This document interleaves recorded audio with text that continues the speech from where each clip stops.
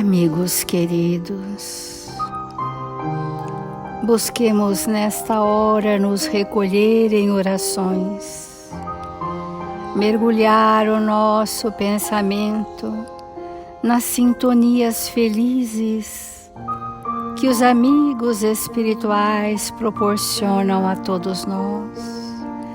Neste ambiente sereno, às primeiras horas da manhã desse dia, nos encontramos em preces, Senhor, buscando-te a presença, buscando mergulhar os nossos sentimentos nos seus ensinamentos de vida eterna, para que este ambiente feliz e fraterno se expanda de todos nós em direção a todos aqueles que nos cruzarem o caminho.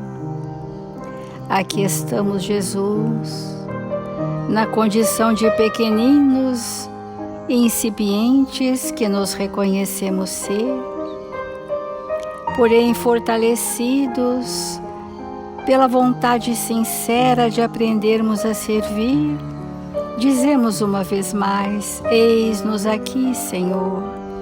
Faça-nos instrumentos dignos e úteis, onde quer que estejamos aprendendo a servir.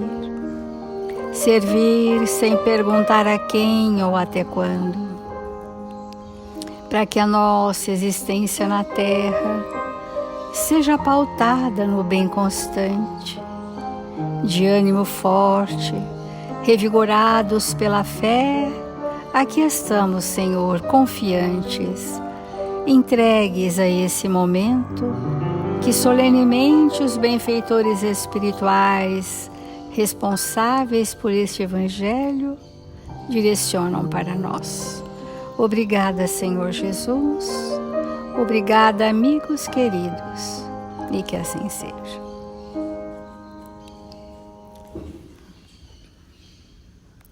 Do Evangelho segundo o Espiritismo, o capítulo 8, Bem-aventurados os que têm puro coração. E o item que nós estamos refletindo é escândalos.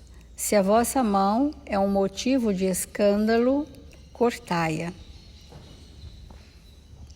Ai do mundo por causa dos escândalos, porque é necessário que venham escândalos, mas ai do homem por quem o escândalo venha.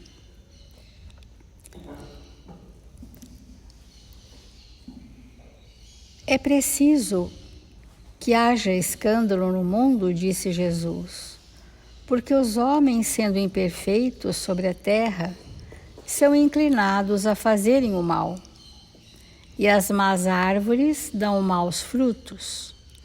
É preciso, pois, entender por essas palavras que o mal é uma consequência da imperfeição dos homens, e não que haja para eles obrigação para praticá-los.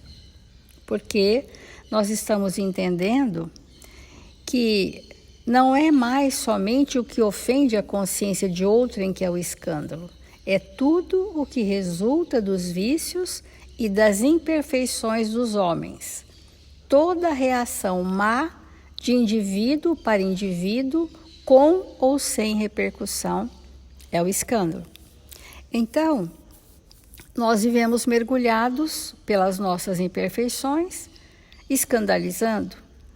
E ontem nós fizemos uma pergunta, para que seja de foro íntimo a resposta, que é perguntar para o outro o que em mim te escandaliza. Quais são essas imperfeições, essas má reações, como diz o Evangelho, que escandaliza? Porque às vezes uma questão muito pequena, nós damos a ela um tamanho excepcionalmente grande pelas nossas emoções desvairadas. E aquilo toma um significado desproporcional ao fato em si. Isso é um escândalo. Por exemplo, ontem nós falamos da queixa. A queixa contumaz passa a ser um escândalo, porque ela exacerba uma questão que não é a verdade. aquilo é uma forma de dizer: eu não quero mudar, por isso eu me queixo. Porque o espírito que está insatisfeito, ele transforma-se e passa a ser a queixa um motivo de escândalo. Uma coisa simples do nosso dia a dia. Quando nós incrementamos uma situação além do fato real, que são os exageros, que são os excessos, então nós divulgamos o mal de alguém de forma escandalosa, mesmo que seja a boca miúda, mas de forma a escandalizar, a evidenciar o mal do outro. Então, é necessário que o escândalo venha, porque estando o homem em expiação sobre a terra, punem a si mesmos pelo contato com seus vícios. Ora, se as nossas imperfeições geram consequência, a consequência dos nossos atos é a consequência dos escândalos, que é o que nós estamos vendo esses dias. Ontem nós falamos aquela lição Escândalos em Nós, né?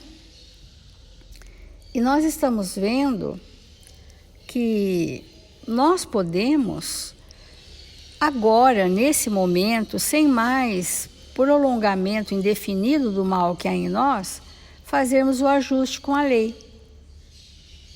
No ponto em que nós já temos consciência que é o ponto mais vulnerável e que me predispõe às ações de transgressão, né? O Emmanuel tem uma lição que vai falar sobre esse ajuste com a lei, que é corrijamos agora, né? Agora.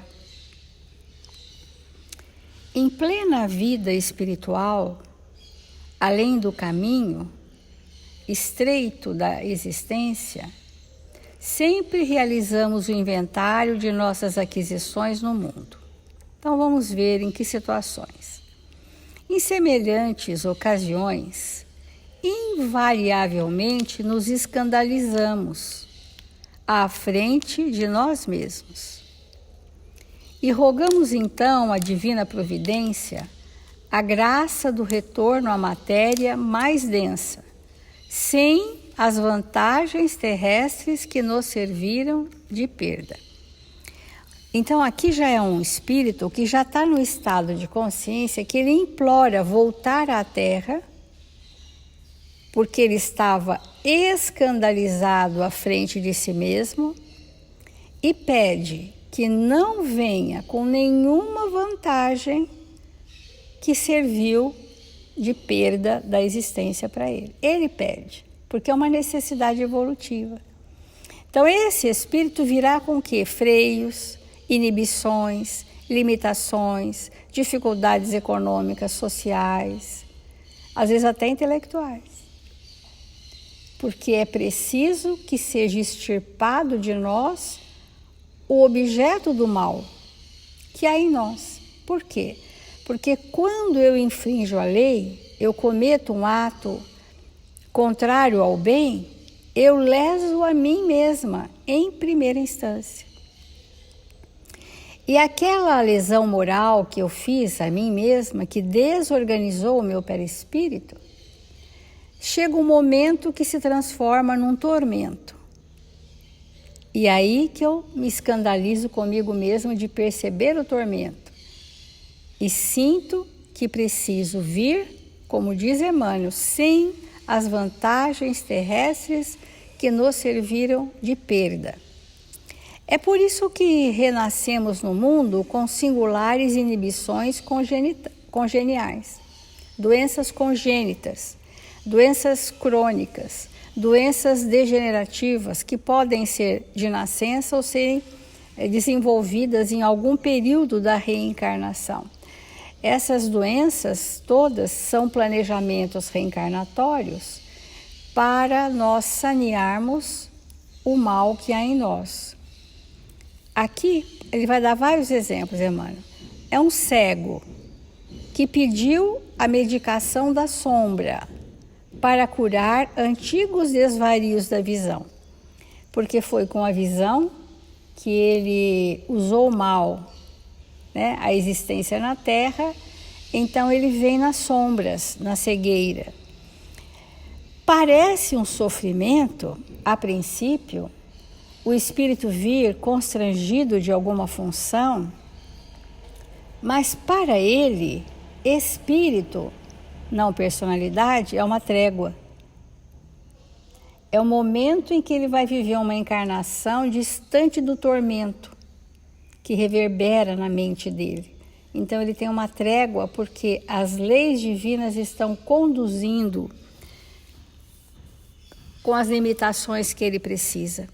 Porque se não viesse com a limitação, não resistiria a repetir os comportamentos do passado. Ali é um surdo que solicitou o silêncio dos ouvidos, como bênção de reajuste da própria alma. A pessoa vai ensurdecendo até o momento que ela fica absolutamente no silêncio, né? É impressionante como isso é um grande bem, né? Mais além, somos defrontados pelo leproso que implorou do céu a vestimenta de feridas e aflições, implorou, como remédio purificador da personalidade transviada do verdadeiro bem. Então, é muito interessante nós termos um olhar compassivo para a dor do outro, mas entendermos o grande bem que aquele espírito está vivendo. Mais além, somos defrontados pelo leproso, nós já falamos, mas ainda vamos encontrar o aleijado de nascença que suplicou a mutilação natural por serviço valioso e autocorrigenda. Doenças e amarguras, dificuldades e dores são meios de que nos valemos para a justa reparação da nossa vida, em nós ou fora de nós. E Emmanuel diz para nós: escandalizemo-nos conosco quando a nossa conduta estiver contrária aos princípios superiores que abraçamos. Estranhemos nossos pensamentos, nossas palavras, nossos atos, quando não se afinem com o Mestre Jesus, cujo modelo procuramos. E assim amanhã não teremos a lamentar maiores faltas, alcançando a vitória sobre nós mesmos, em paz com a nossa própria consciência, em plena vida imperecível que nos espera ante o Mestre e Senhor. É uma lição que dá para nós comentarmos muito ainda sobre ela, porque nós, a lei divina, a justiça divina, não é a lei de talião. Não é olho por olho, dente por dente. O que nós rogamos, e é uma necessidade evolutiva, nesses casos expiatórios, nós pedimos para os amigos espirituais: por misericórdia, me limitem daquilo que eu ainda não estou pronto para usar. Por misericórdia. Até que numa existência de inibições congênitas, o espírito pacifica aquele impulso doente condicionado de repetir as mesmas ações no mal, que às vezes ele está há 4, 5 séculos. 5 séculos repetindo a mesma temática. Então, aquela reencarnação é de ajuste, não é de reparação. São ajustes expiatórios, provacionais. Então, ele fica naquela trégua. Aquele núcleo doente está limitado, então ele não usa, não faz mau uso. Aquilo acalma.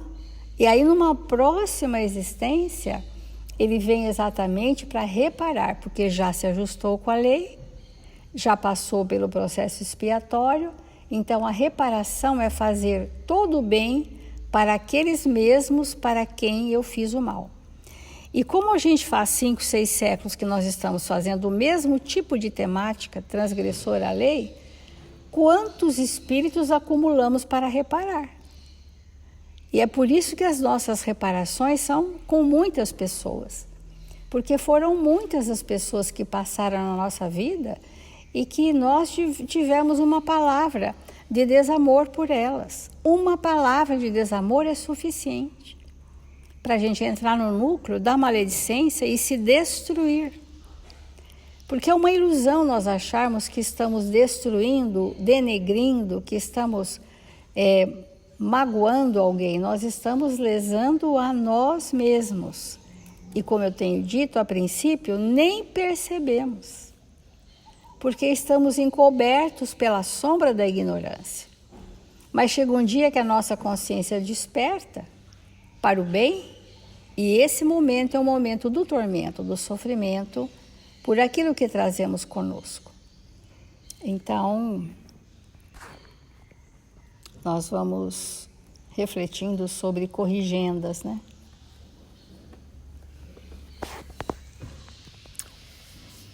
Nós, quando abordamos um item desse do Evangelho, nós temos sempre que nos perguntar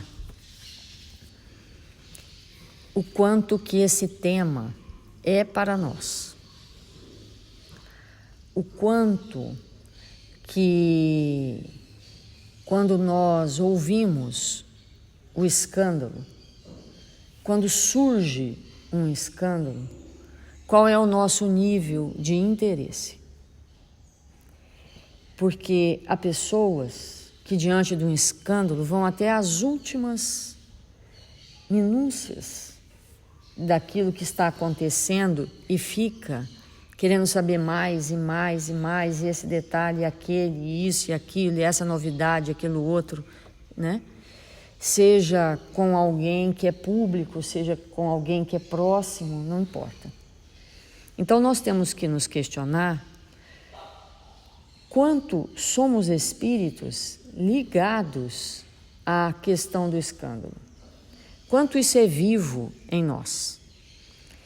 Porque, como a Célia comentou, o espírito que ele é maledicente, que ele traz essa característica, ele fica realmente à cata das, entre milhões de aspas, novidades do mal para propagar no meio onde ele vive e com as pessoas que ele tem o contato, aquele correio trevoso. Então isso é uma coisa assim muito importante. Quantas casas espíritas, quantas instituições honradas, quantos lares, quantos ambientes na Terra são destruídos, comprometidos pelo escândalo, por aqueles espíritos que ficam, entre aspas, responsáveis por desarmar, muitas vezes, aqueles pilares sólidos com a intriga, com o escândalo. Quando nós lemos as obras há 2000 anos, 50 anos depois, Renúncia e todos os outros, obras extraordinárias, nós vamos ver ali uma sequência de escândalos, né? Que comprometeram o avanço do cristianismo, que comprometeram lares, famílias, estruturas organizadas junto à sociedade. E esses espíritos que fizeram isso naquele tempo ainda estão aqui agora, mantendo as suas, entre milhões de aspas, escolas, ensinando outros a serem como eles são. Então isso é muito grave. Isso é muito grave. E nós que estamos no lar, e nós que estamos na casa espírita, estamos no ambiente de trabalho e na sociedade, e que já entramos em contato com o Evangelho Rede Vivo, qual é realmente o nosso trabalho? Não dar ouvidos a notícia sombrosa que nos chega, assombrada que nos chega. Quando a pessoa vem falar, às vezes, não tem como a gente interromper aquele fluxo de sombra que chega para nós. Mas a gente pode não ouvir, porque quantas vezes um filho fala uma coisa e a gente não escuta? Quantas vezes nós estamos numa situação, alguém fala uma coisa e a gente não ouve? E também para o mal deve ser assim. Aquilo chega, mas nós desligamos a nossa capacidade de ouvir e a pessoa fala para ela mesma, não para nós, fala para ela mesma. Porque muitas vezes nós não temos como interferir e modificar uma má tendência de alguém, porque isso é uma decisão íntima.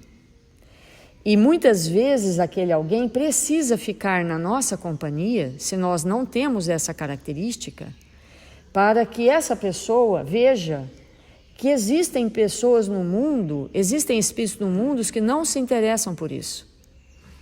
Então, conviver com alguém maledicente é sempre um desafio, mas é uma necessidade para nós e para eles, porque só o exemplo arrasta. Então nós temos que nos questionar profundamente o quanto que esse tema está arraigado no nosso coração. E como a Célia colocou muito bem ontem e hoje, fixar no defeito de alguém, fixar na dificuldade de alguém e sempre fazer os mesmos comentários sobre aquela dificuldade é o escândalo. Né? Porque se a pessoa tem aquela dificuldade e se ela age contra a lei de Deus e dos homens, e eu tenho necessidade de pegar o microfone, o megafone e fazer questão que todos saibam que aquela pessoa, de novo outra vez, uma vez mais, agiu da mesma forma como sempre, isso é o escândalo. Então, e o contrário, é como a Célia colocou, que é muito importante, é assim, bom, a pessoa é assim, faz dessa forma. E o quanto isso hoje me incomoda menos que ontem. Porque se me incomoda desde ontem, uma semana atrás, um mês atrás, um ano atrás, da mesma forma, significa que ele não mudou e muito menos eu. Então, porque quando há uma mudança profunda no nosso ser espiritual, fruto do trabalho, da introdução de valores de vida eterna, a pessoa continua como ela é e passa a não mais me incomodar. Então, se eu me incomodo há 20 anos com você, faz 20 anos que eu não mudo. Se os seus defeitos têm para mim o mesmo peso de há 30 anos atrás, faz 30 anos que eu estou como você. Isso é muito importante de nós compreendermos, porque quando o espírito não faz um trabalho com ele mesmo no silêncio da sua intimidade, de verdadeiramente compreender o outro, o momento em que o outro decidiu estar, porque a grande maioria das vezes nós decidimos ficar estagnados onde estamos. Mas quando a gente compreende que o outro decidiu ficar parado ali, e ali que ele quer ficar, como a gente tem falado, como um objeto de museu, né? Ele quer ficar paradinho ali, nós temos uma grande oportunidade de olhar para aquilo e falar, nossa, de verdade, a sua dificuldade não me incomoda mais. Será que isso é possível? Nós temos tido espíritos aqui na nossa casa que nós conversamos muito uns com os outros, a gente se expõe bastante. Nós temos atendido casais, esposa, marido, filhos, que têm nos relatado isso. Olha, aquela característica de tal pessoa não me desequilibra mais. Aí a gente bate palma, a gente se alegra, né? Por quê? O espírito venceu a si mesmo. O quanto que Jesus está afetado nesse momento, de verdade, afetado, desequilibrado pela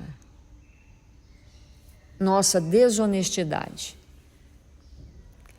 O quanto ele está desequilibrado por não aderirmos ainda ao seu evangelho de amor. Aí nós vamos responder, nada, ele não está nem um pouco afetado, nem um pouco desequilibrado, que o Espírito puro nos equilibra. Ele está nos aguardando, porque o tempo que nós vamos levar para alcançar o estado de felicidade íntima é individual. Ele está nos aguardando. E vai chegar um momento que nós vamos viver exatamente isso. Nós vamos viver exatamente isso.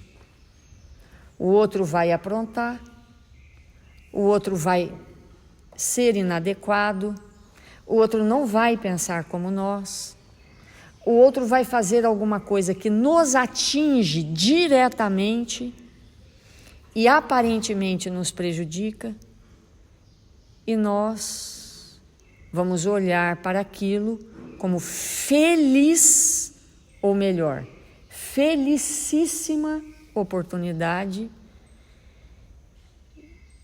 de renovação íntima. Olhar para aquilo e falar assim, bom, isso me perturba, o que eu tenho que fazer comigo para isso não mais me perturbar? E quando que eu vou começar? E quando que eu vou terminar esse processo? Porque eu tenho que ter metas, né? Olha, esse ano vai ser o ano que eu vou me libertar disso que eu sinto, e não de você ou do que você faz, não, e é do que eu movimento dentro de mim. Então, complementando, e a gente tem que ficar repetindo isso, né? Eu sei que todos nós já sabemos disso, mas quantas vezes a gente precisa ouvir? Até que nada nos desequilibre. Não é que nós vamos nos tornar indiferentes, porque uma forma da gente não se desequilibrar, qual que é? Se isolar e ser indiferente. Aí nada nos pega, né? Mas não é disso que nós estamos falando. Nós estamos falando que nós temos que ficar cada vez mais envolvidos com todos e com todos e mantermos o equilíbrio. Porque se o outro traz um mal dentro dele, é dele. E ele vai mudar quando ele quiser e não quando eu determinar. Quando ele puder, quando ele quiser fazer as suas conquistas. E eu vou alterar já. Porque aí sim, em relação a mim, eu determino o tempo e a hora. E a velocidade. Então, esse movimento de nós sairmos do escândalo, porque o espírito que é interessado no escândalo, ele nem sabe que ele pode fazer essas mudanças íntimas. Porque ele só se interessa pelo mal do outro, porque ele quer conservar o mal dentro dele. E ele sai realmente à cata dessas situações, né? E de trazer, está acontecendo isso e aquilo. Então, amigos, que momento especial da nossa vida, né? Que momento maravilhoso que nós estamos vivendo, de olhar para nós mesmos, nos tornarmos mais felizes, mais amorosos, mais de bem com a vida, não encararmos que as situações que nós estamos passando é muito dura e que a gente não dá conta. Nós damos conta, porque tudo isso que Deus nos ofereceu foi para desincrustar de nós as imperfeições, né? Todas essas pessoas, todas essas situações têm essa finalidade. Então, até que a gente chegue no estado, que obviamente cada um vai chegar num tempo, que a gente olhe a dificuldade e diga para nós mesmos: Pai, perdoa, porque eles não sabem o que fazem. Vamos fazer a nossa prece.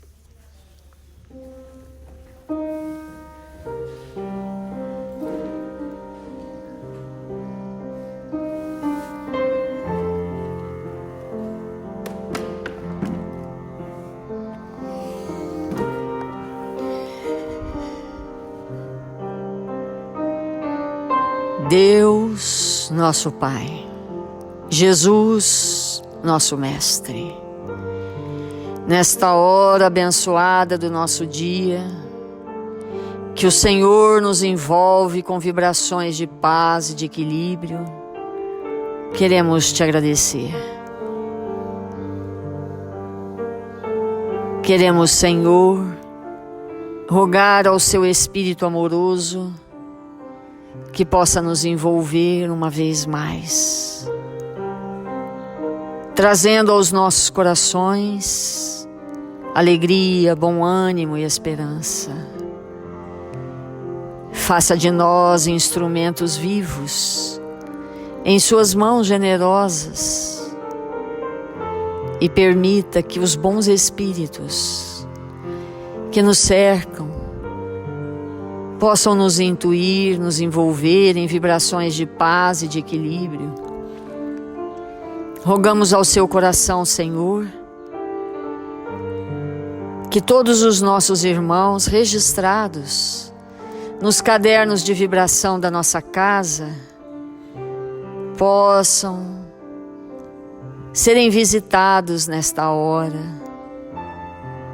que os bons espíritos possam lançar sobre eles vibrações luminosas de paz, de equilíbrio, de bom ânimo, socorrendo-os em suas necessidades mais íntimas. E nós outros, Senhor, queremos te agradecer por nos encontrarmos na pátria do Evangelho, que nós possamos estar aqui dispostos a amar uns aos outros, a realizar as nossas tarefas com alegria e bom ânimo e nos entregarmos para nos tornarmos espíritos cada vez mais úteis em suas mãos generosas. Que o Senhor nos abençoe e nos fortaleça, agora e sempre. Que assim seja.